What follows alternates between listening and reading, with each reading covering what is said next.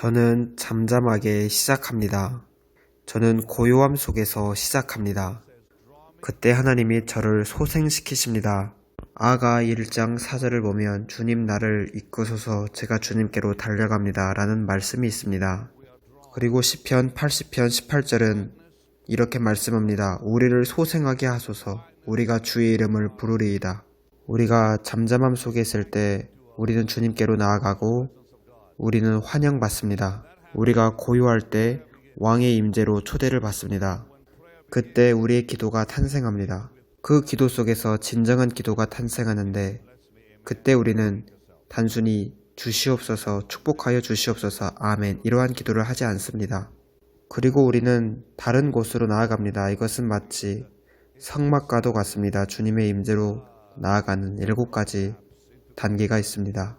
우리는 처음에 다 문에서 시작합니다. 문에서 시작하여 우리는 그 문 안으로 들어갑니다. 여러분이 주님을 기다리기 위해 무릎을 꿇을 때 어떤 일이 일어나는지 예시를 보여드리겠습니다.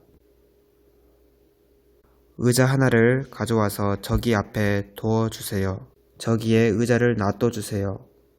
여러분 여기에 의자가 있습니다. 이것을 주님의 임재라고 하겠습니다. 제가 어떻게 시작하는지 보여드리겠습니다.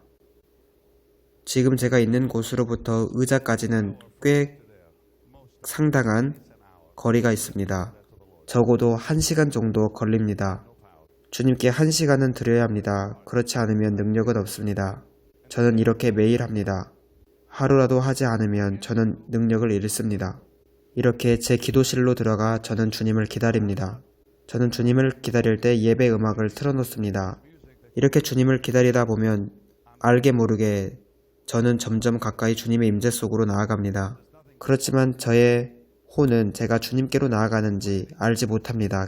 아무 일도 일어나지 않는 것처럼 보이기 때문입니다. 저의 육은 저와 싸웁니다. 주님을 기다리면 제 몸도 지치고 마음도 지치고 하품도 나옵니다. 배도 고프고 다른 것을 하고 싶어집니다. 그러나 점점 주님을 기다릴수록 저는 점점 더 가까이 나아갑니다. 그러나 절반 정도 가면 저는 소생합니다. 주님이 저를 소생시킵니다. 하지만 주님께서 언제 저를 소생시키실지 저는 모릅니다. 저는 아무 말도 하지 않습니다. 제가 어떤 말이라도 하면 그것은 저의 영을 방해합니다. 저는 조용히 있어야 합니다. 한 20분 정도 그러합니다. 저는 성경이 말씀한 대로 잠잠히 주님을 기다립니다. 아무 말도 하지 않습니다. 제 기도실에는 예배 음악이 흘러나오고 있습니다. 이렇게 점점 주님을 기다리다 보면 어느새 저의 몸은 음식을 먹고 싶어 합니다. 배가 고프기 시작합니다. 저는 정말로 지치고 하나님이 정말로 나를 지금 보고 계시는지 나에게 주의를 기울이는지 궁금해하기 시작합니다. 만약 제가 여기서 그만두고 일어나 물 한 잔이라도 마셔야겠다 한다면 제 기분은 좋겠지요. 그러나 여기서 중간에 멈추면 저는 다시 처음부터 시작해야 합니다. 물 한 잔 먹어서 저는 다시 30분을 주님을 더 기다려야 합니다. 그래서 저는 반드시 기다려야 합니다. 돌파가 올 때까지 저는 기다려야 합니다. 40분 정도 이렇게 주님을 기다려도 아무 일도 일어나지 않습니다. 물론 하나님은 역사하고 계십니다. 그러나 저는 아무것도 느끼지 못합니다. 왜냐하면 이 모든 것은 영적인 일이기 때문입니다. 저의 육체는 어떠한 차이도 보지 못합니다. 그런데 제가 알지도 못할 때 이렇게 어느 순간 갑자기 저는 울기 시작합니다. 눈물은 하나님이 나를 소생시키고 계시다는 증거입니다.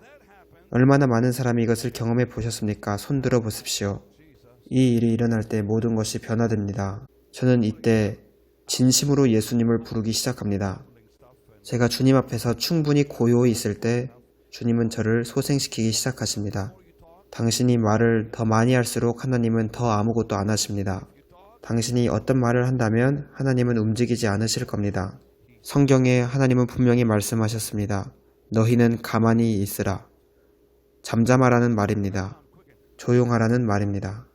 제가 예상하지 못할 때 하나님께서 저를 소생시키셨는데 그것은 제가 바깥들의 제단을 넘어 성소로 들어왔다는 것을 의미합니다. 저는 여기서 주님을 찬양합니다.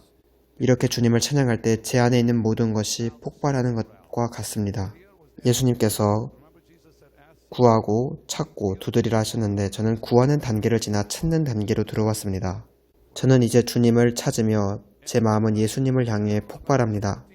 그리고 이제 한 40분, 50분 정도가 되면 저는 더 나아가게 되는데 저는 이렇게 주님을 기다린 시간이 3분 정도밖에 되었다고 느낄 뿐입니다. 그때가 되면 시간은 아무 의미가 없습니다. 그리고 이제 50분에서 1시간 정도가 되면 저는 이제 완전히 영광에 감싸져 있습니다. 2단계에서는 아주 깊은 교제가 있고 깊은 영광이 있습니다. 깊은 아름다움이 있으며 다시 태어나는 것과도 같습니다. 그리고 제가 이제 주님의 임재 속에서 나올 때 저를 보는 사람들은 당신은 하나님과 함께 있었군요 라고 말하는 것을 듣게 됩니다. 모든 것이 차분해집니다. 그리고 당신은 다른 세계에 있습니다. 당신은 이제 온수를 사랑하게 됩니다. 주님을 기다리기 전에는 그 사람을 미워했었는데 이제 당신은 그를 사랑합니다.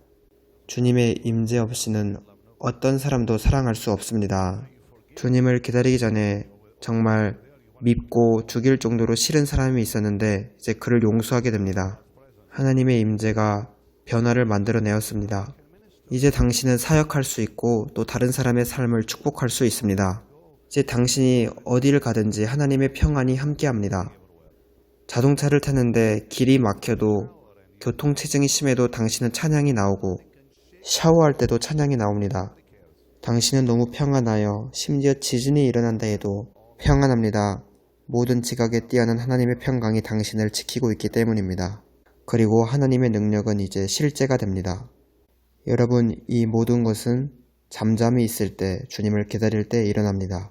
하나님이 당신에게 구하시는 것은 당신이 시편 91편에 그 장소로 들어오길 원하시는 겁니다.